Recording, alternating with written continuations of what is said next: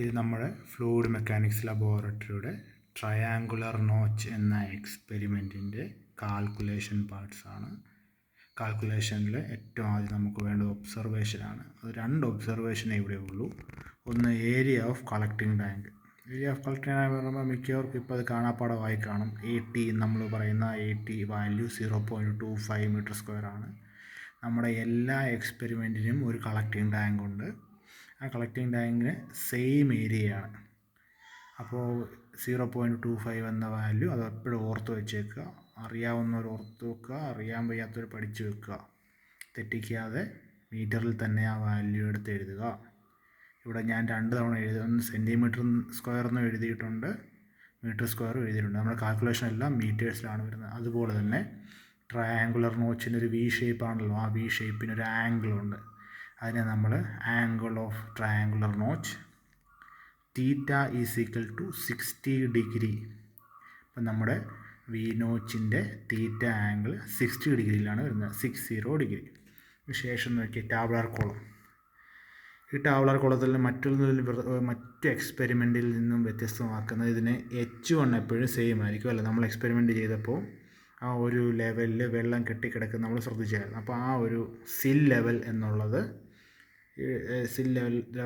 നമ്മളത് കണ്ടുപിടിച്ചായിരുന്നു 146 എന്നുള്ള വാല്യൂ. ഇത് എഴുതിയിരിക്കുന്ന തെറ്റാണ്. അപ്പോൾ ഇതിനെപ്പറ്റി നിങ്ങൾ വറി ചെയ്യേണ്ട, ഈ വാല്യൂസിനെ പറ്റി ഒന്നും വറി ചെയ്യേണ്ട. നമുക്ക് കിട്ടിയ എക്സ്പെരിമെൻറ്റ് ചെയ്ത് കിട്ടിയ വാല്യൂ മാത്രം എഴുതിയാൽ മതി. ഓക്കെ, അപ്പോൾ നമ്മൾ എക്സ്പെരിമെൻറ്റ് ചെയ്തപ്പോൾ സിൽ ലെവലിൽ നിന്ന് കിട്ടിയത് നമുക്ക് 146 ആ ഹുക്ക് ഗേജ്. ആ ഗേജിൻ്റെ പേര് ഹുക്ക് ഗേജ് എന്നാണ്.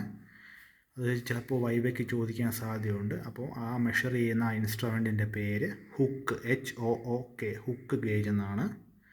പിന്നെ ആ ലെവലിൻ്റെ പറയുന്ന പേര്, അതായത് 146 വെള്ളം കെട്ടിക്കിടക്കുന്ന ആ ഒരു ലെവലുണ്ടായിരുന്നല്ലോ, ആ വെള്ളം കെട്ടിക്കിടക്കുന്ന ലെവലാണ് സിൽ ലെവൽ. അപ്പോൾ അതിൻ്റെ റീഡിംഗ് ആണ് 155. അത് ബൈ മിസ്റ്റേക്ക് സ്റ്റുഡൻസിന് കിട്ടിയത്, ബൈ മിസ്റ്റേക്ക് കിട്ടിയതാണ്. അവർ ആ വെള്ളം നിൽക്കുന്നതിന് മുമ്പ് റീഡിംഗ് എടുത്തുകൊണ്ടാണ് പറ്റിപ്പോയത്. നമുക്ക് ഏകദേശം 146 തന്നെയാണ് കിട്ടിയിരിക്കുന്നത്. പിന്നുള്ളത് ഹെഡ് ലെവൽ റീഡിംഗ്. മറ്റ് എക്സ്പെരിമെൻറ്റിൽ വ്യത്യസ്തമാക്കുന്ന ചെറിയൊരു വ്യത്യാസം, മറ്റേത് മാനോമീറ്റർ റീഡിംഗ് ആയിരുന്നു. ഇവിടെ ഇത് സിൽ ലെവൽ റീഡിങ്ങും ഹെഡ് ലെവൽ റീഡിങ്ങും, അതായത് സെയിം H1 H2 എന്ന് പറഞ്ഞതുപോലെ തന്നെ നമ്മൾ അതുകൊണ്ട് തന്നെ ഇവിടെ H0 അല്ലെങ്കിൽ H0 H1 എന്ന് എഴുതാം, H1 H2 എന്ന് നമുക്ക് എഴുതാം, നമ്മുടെ ഇഷ്ടം. അത് മാനോമീറ്റർ റീഡിംഗ് അല്ല, ജസ്റ്റ് വെള്ളത്തിൻ്റെ ലെവൽ റീഡിങ്ങാണ്. വെള്ളത്തിൻ്റെ ഉയരം മാത്രമാണ് നമ്മളവിടെ കൺസിഡർ ചെയ്യുന്നത്. പിന്നെ ബാക്കി നോക്കി നമുക്കറിയാവുന്ന എല്ലാ എക്സ്പെരിമെൻറ്റിനും കോമൺ ആയിട്ടുള്ള ഒരു അവർ കോളം നോക്കി. Time for 5 centimetre ice of water, അത് T ആണ് സെക്കൻഡ്സിൽ. ഇവിടെ പറയാൻ വിട്ടുപോയി, ഇത് നമ്മൾ അളക്കുന്നത് സെൻറ്റിമീറ്ററിലാണ്.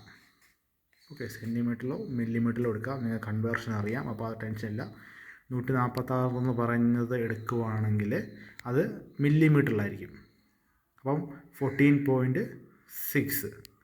ഇവിടെ 155 mm ആയിരുന്നു അവർ കിട്ടിയ, അതിനെ അങ്ങോട്ട് മാറ്റി 15.5 സെൻറ്റിമീറ്റർ ആക്കിയതാണ്. 91 mm 9.1 സെൻറ്റിമീറ്റർ ആക്കിയതാണ്. അപ്പോൾ നമ്മൾ MM-ലെടുത്ത് MM-ൽ നിന്ന് നേരെ മീറ്ററിലേക്ക് കൺവേർട്ട് ചെയ്താൽ മതി. ഇത് ഞാൻ പറഞ്ഞു, ടൈം ടേക്കണാണ്, T സെക്കൻഡ്സ്.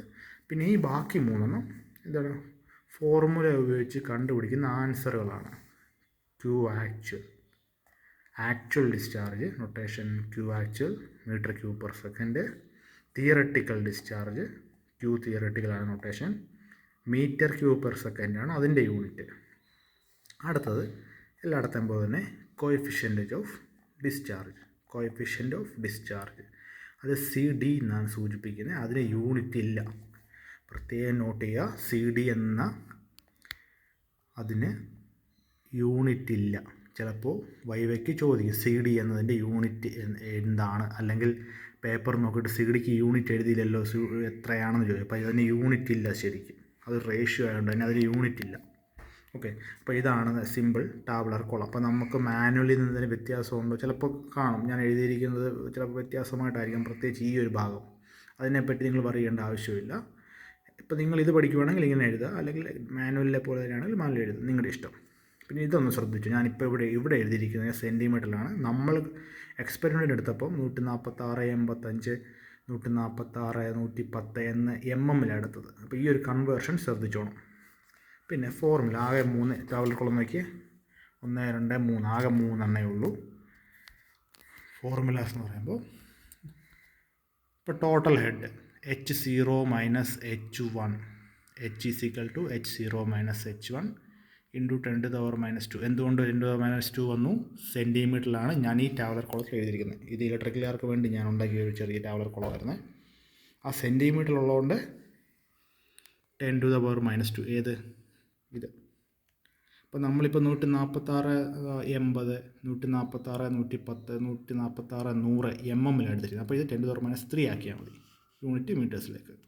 അപ്പോൾ ടോട്ടൽ ഹെഡ് H എന്നുള്ളത് H0 H1. അപ്പോൾ H0 H1 നമ്മുടെ H1 H2 തന്നെ ഇവിടെ എഴുതിയിരിക്കുന്ന ചെറിയ മിസ്റ്റേക്കാണ്. H0 H1 വേണമെങ്കിൽ നമ്മുടെ ഒരു പരിചയം വെച്ചുകൊണ്ട് H1 H2 എന്നാക്കിയോ, കുഴപ്പമില്ല കേട്ടോ. പിന്നുള്ളത് ആക്ച്വൽ ഡിസ്ചാർജ്. ഇത് പ്രത്യേകം പറയേണ്ട ആവശ്യമുണ്ടോ? ഇല്ല. എല്ലായിടത്തും ഒരേപോലെ ഉപയോഗിക്കുന്ന ഒരു ഫോർമുല. കാരണം 5 എക്സ്പെരിമെൻറ്റ് നമുക്കുണ്ട്. 5 എക്സ്പെരിമെൻറ്റിലും ആക്ച്വൽ ഡിസ്ചാർജ് കണ്ടുപിടിക്കാൻ വേണ്ടി ഉപയോഗിക്കുന്ന ഫോർമുല. ഇത് മിക്കവർക്കും ഇപ്പോൾ കാണാപ്പാടമായി കാണും. 80 × 5 × 10⁻² ഡിവൈഡ് ബൈ T. ആദ്യത്തെ വീഡിയോ 2 വീഡിയോയ്ക്കകത്തും ഇതിനെപ്പറ്റി പറയുന്നുണ്ട്. 80 എന്തോ ഏരിയ ഓഫ് കളക്ടിങ് ടാങ്കാണ്. അതെവിടെ വന്നു? ഏരിയ ഓഫ് കളക്ടിങ് ടാങ്ക് പറയുന്നത് 0.25 m² ആണ്. മീറ്ററിൽ തന്നെ വേണം.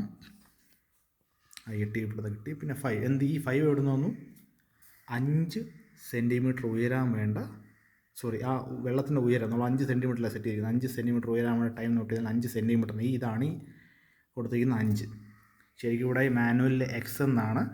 അപ്പോൾ ആ X തന്നെയാണ് ഈ 5. നമ്മൾ 5 എന്നങ്ങ് എഴുതിയതാണ് സിംപ്ലിസിറ്റിക്ക് വേണ്ടി. സിംപ്ലിസിറ്റി അല്ല, സിമ്പിളാക്കാൻ വേണ്ടി അങ്ങനെ അങ്ങ് എഴുതിയതാണ്. അത് ഇൻറ്റു 10⁻² എങ്ങനെ വന്നു? 5 സെൻറ്റിമീറ്ററിൽ m² ആക്കി divide by time divide by T. ഈ T ടൈം സെക്കൻഡിൽ ചെയ്യുമ്പോൾ നമുക്ക് ആക്ച്വൽ ഡിസ്ചാർജ് m³/s കിട്ടും. പിന്നെ തിയററ്റിക്കൽ ഡിസ്ചാർജ്. എനിക്ക് തോന്നുന്നു ഇത് നിങ്ങളുടെ ഫ്ലൂയിഡ് മെക്കാനിക്സിൻ്റെ തിയറിക്കകത്ത് ഇത് പഠിക്കുന്നുണ്ടെന്ന് തോന്നുന്നു. പഠിക്കാതിരിക്കില്ല. Q theoretical = 8/15 × √2g tan θ/2. തീറ്റ എവിടെ നിന്ന് വന്നു? നമുക്ക് ഞാൻ പറയുന്ന ക്ലാസ്സിൽ പറയുന്ന പോലെ എപ്പോൾ നമുക്ക് എന്തെങ്കിലും ഡൗട്ട് തോന്നിയാൽ നേരെ ഒബ്സർവേഷനിലേക്ക് നോക്കണം. ഒബ്സർവേഷൻ തീറ്റ എന്ന് പറഞ്ഞ വാല്യൂ ഉണ്ടോ? ഉണ്ട്. 60 എന്ന വാല്യൂ ഉണ്ട്. അപ്പം ഈ 60 / 2 ചെയ്യാം. പിന്നെ h⁵5/2 h⁵2. ഈ h എവിടെ നിന്ന് കിട്ടി? ഈ h ഇവിടെ നിന്ന്. ശേഷം ലാസ്റ്റത്തേത് എന്താണ്? Coefficient of discharge = Q actual / Q theoretical. നമുക്ക് വെഞ്ചൂരി മീറ്ററിനും ഈ ട്രയാങ്കുലർ നോച്ചിനും ഏകദേശം ഒരേപോലെ. ഇതല്ലേ മാറുന്നുള്ളൂ. ഈ ഒരു തിയററ്റിക്കൽ ഡിസ്ചാർജ് മാത്രമേ മാറുന്നുള്ളൂ. അപ്പോൾ അത് ഈ ഒറ്റ 2 എണ്ണം കാണാതെ പഠിച്ചിട്ട് ഒരെണ്ണം പഠിച്ചിട്ട് ഒരു തിയററ്റിക്കൽ വാല്യൂടെ പഠിച്ചു കഴിഞ്ഞാൽ ഇതുകൂടെ പഠിച്ചു കഴിഞ്ഞാൽ, അതായത് വെഞ്ചൂറി പഠിച്ചിട്ട് പിന്നെ ട്രയാങ്കുലർ നോച്ചിൻ്റെ ഇതുകൂടെ പഠിച്ചു കഴിഞ്ഞാൽ ഓക്കെ ആയില്ലേ. അപ്പുറത്തിന് H1 H2 ആണെന്നില്ല, അത് കാര്യമാക്കില്ല. നിങ്ങളുടെ റീഡിങ് ആൻസർ ഇതുപോലെ കിട്ടിയാൽ പിന്നെ വേറെ പ്രശ്നമൊന്നുമില്ല. ആൻസർ ട്രയാങ്കുലർ നോച്ചിൻ്റെ 0.6 വാല്യൂ ആയിരിക്കണം. 0.65 67 68 അല്ലെ 0.60 ആ റേഞ്ച് ആണെങ്കിൽ ഏറ്റവും പെർഫെക്റ്റ് ആയിരിക്കും. എന്തെങ്കിലും ഡൗട്ട് ഉണ്ടെങ്കിൽ പേഴ്സണലായിട്ട് മെസ്സേജ് അയയ്ക്കുക.